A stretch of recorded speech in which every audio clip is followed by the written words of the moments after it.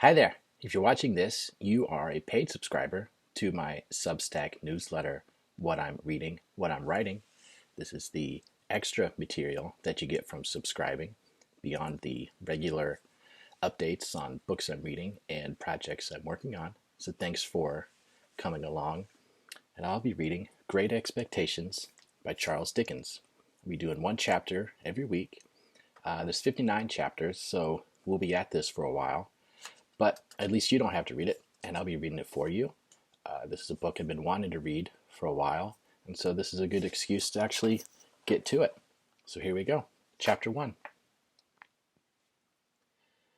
My father's family name being Pirrip, and my Christian name Philip, my infant tongue could make of both names nothing longer or more explicit than Pip. So I called myself Pip, and came to be called Pip. I gave Pirrip as my father's family name, on the authority of his tombstone and my sister, Mrs. Joe Gargery, who married the blacksmith. As I never saw my father or my mother, I never saw any likeness of either of them, for their days were long before the days of photographs. My first fancies regarding what they were like were unreasonably derived from their tombstones.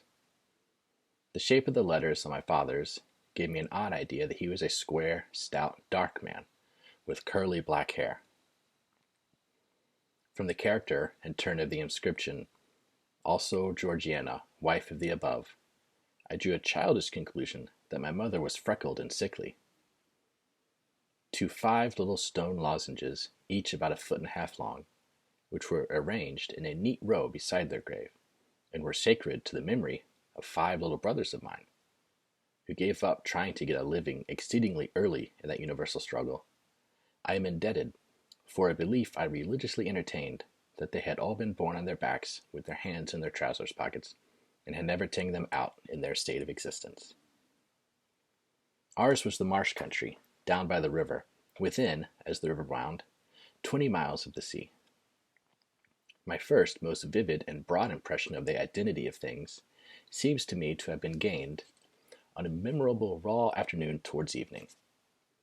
At such a time I found out for certain that this bleak place, overgrown with nettles, was the churchyard, and that Philip Pirrip, late of this parish, and also Georgiana, wife of the above, were dead and buried, and that Alexander, Bartholomew, Abraham, Tobias, and Roger, infant children of the aforesaid, were also dead and buried, and that the dark flat wilderness beyond the churchyard, intersected with dikes and mounds and gates, with scattered cattle feeding on it, was the marshes, and that the low leaden line beyond was the river, and that the distant savage lair from which the wind was rushing was the sea, and that the small bundle of shivers, growing afraid of it all and beginning to cry, was Pip.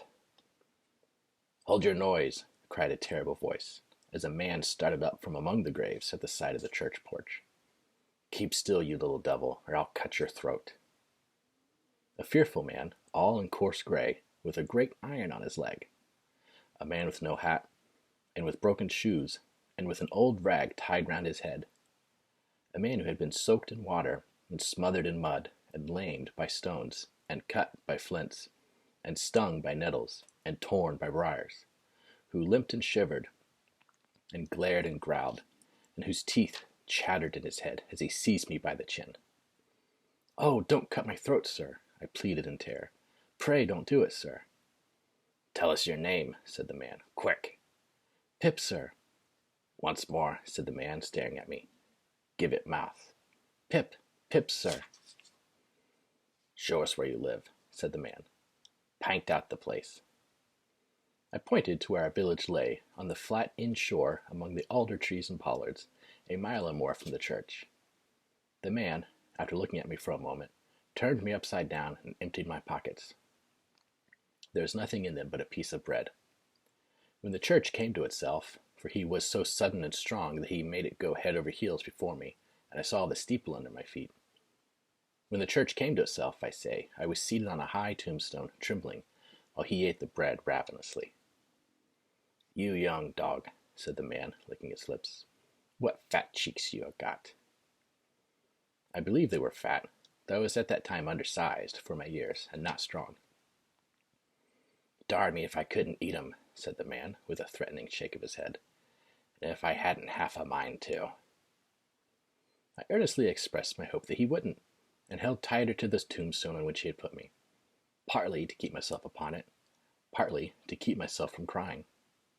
"Now look ye here," said the man. "Where's your mother?" "There, sir," said I.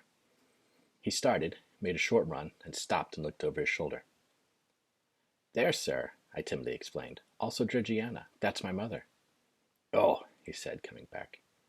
"Is that your father along your mother?" "Yes, sir," said I. "Him, too, late of this parish." "Ha!" he muttered then, considering. "Who do you live with, supposing you're kindly let to live, which I ain't made my mind about?" "My sister, sir, Mrs. Joe Gargery, wife of Joe Gargery, the blacksmith, sir." "Blacksmith, eh?" said he, and looked down at his leg. After darkly looking at his leg and at me several times, he came closer to my tombstone, took me by both arms, and tilted me back as far as he could hold me, so that his eyes looked most powerfully down into mine, and mine looked most helplessly up into his. "Now look ye here," he said, "the question being whether you're to be let to live. You know what a file is?" "Yes, sir." "And you know what wittles is?" "Yes, sir." After each question he tilted me over a little more, so as to give me a greater sense of helplessness and danger. "You get me a file." He tilted me again. "And you get me wittles." He tilted me again. "You bring 'em both to me." He tilted me again. "Or I'll have your heart and liver out." He tilted me again. I was dreadfully frightened, and so giddy that I clung to him with both hands, and said, "If you would kindly please to let me keep upright, sir, perhaps I shouldn't be sick, and perhaps I could attend more." He gave me a most tremendous dip and roll, so that the church jumped over its own weathercock. Then he held me by the arms in an upright position on the top of the stone, and went on in these fearful terms. "You bring me, tomorrow morning early, that file and them wittles.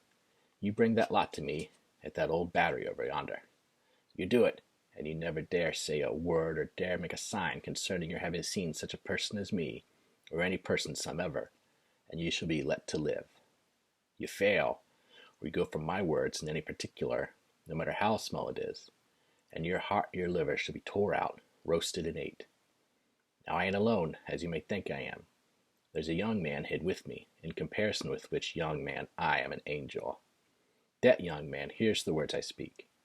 That young man has a secret way peculiar to himself of getting at a boy, and at his heart, and at his liver. It is in vain for a boy to attempt to hide himself from that young man.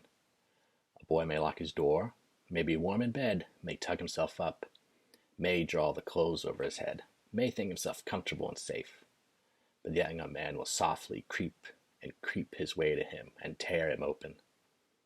I am keeping that young man from harming of you at the present moment, with great difficulty.